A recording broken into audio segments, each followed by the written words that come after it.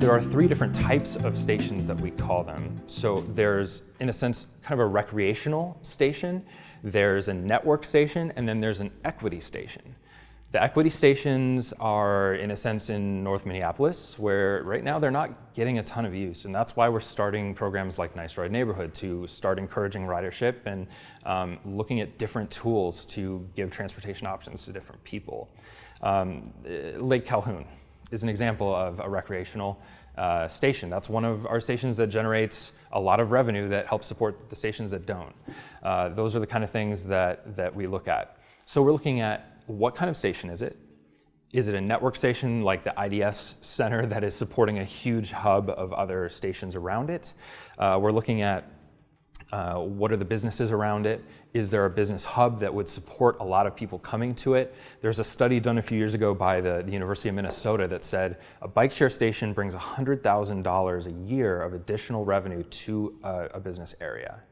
And so it really does, in a way, it is a beneficial thing. And it's funny because initially, when Nice Ride launched, people were very hesitant to give up 2 parking spaces in front of their business. And even today, there are some businesses that are hesitant to do that. But overwhelmingly, if we take away a Nice Ride station now, it becomes much more of a problem than if we ask to put one down in front of a business or in front of a parking spot. The future, as we are kind of seeing it, is that it's Nice Ride being integrated into a platform that allows you to get a bike with your phone, to unlock it as you're walking up to the station, to have the kind of access that allows it to be seamless.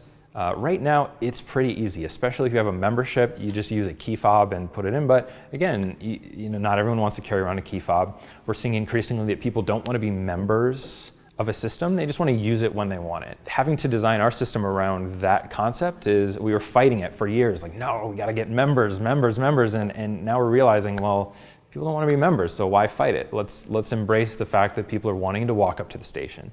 Let's design that experience to make it as easy and seamless as possible. And doing that, I think, is going to be letting people pay with their phones, just whatever they have on them, not having to spend too much time at the actual station filling out the information. Every morning at 8 o'clock, the IDS Center fills up. Every morning. I know, because a few times I'd get there and be late for work. Just once or twice. It didn't happen very often, but really it didn't, I promise. But at 8:02, there's a rebalancer there pulling bikes. And at 4:55, they are back there putting bikes back for people to go home.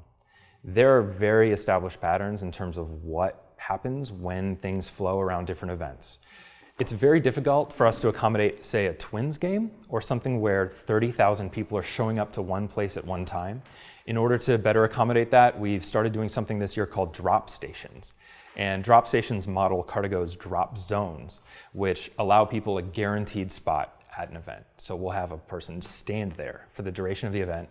I was at the Polish Fest a few weekends ago, and I got 8 hours of polka music at our station, which was lovely for a while.